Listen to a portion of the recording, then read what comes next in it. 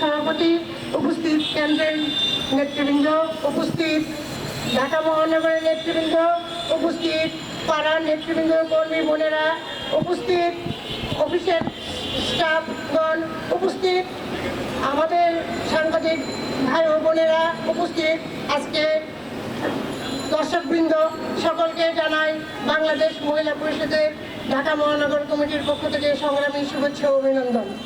আজকে আমরা এখানে দাঁড়িয়েছি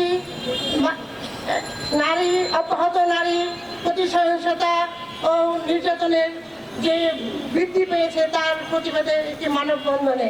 এই মানববন্ধন, এই মনোমিছিল, এই র্যালি আমাদেরকে কতদিন পরপরই করতে হয়।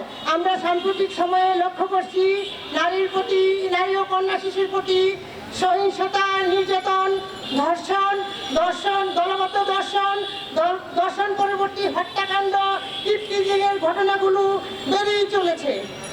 কেউই রেহাই পাচ্ছে না। 2 বছরের শিশু থেকে শুরু করে 70 বছরের বৃদ্ধা কেউই রেহাই পাচ্ছে না। সেটা ঘরে হোক, সেটা ঘরের বাইরেই হোক, নারীরা নিরাপদ নয়।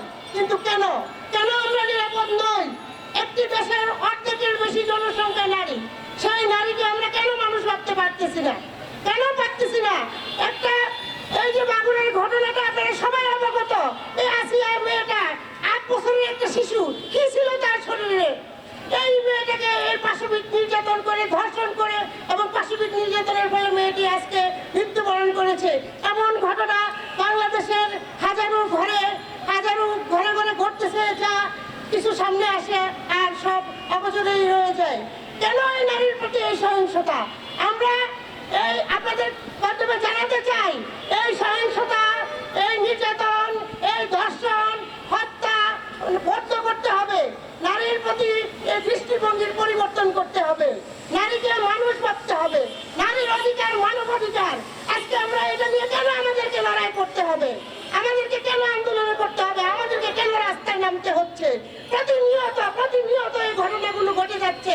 বিচারহীনতার সংস্কৃতির কারণে বিচার ছাড়া অনেক হত্যাকাণ্ডের, ধর্ষণের, নির্যাতনের শিকার নারীদের কোনো বিচার হয় না, আসামিরা পার পেয়ে যায়। তো আমি যখন ধর্ষণের ঘটনা ঘটে তখন শুধু একটি নারী ধর্ষিত হয় না, ধর্ষিত হয় পুরো বাংলাদেশ। এটা কোনো ব্যক্তির ইস্যু নয়, এটা একটি সামাজিক ইস্যু, এটি পুরো দেশের ইস্যু।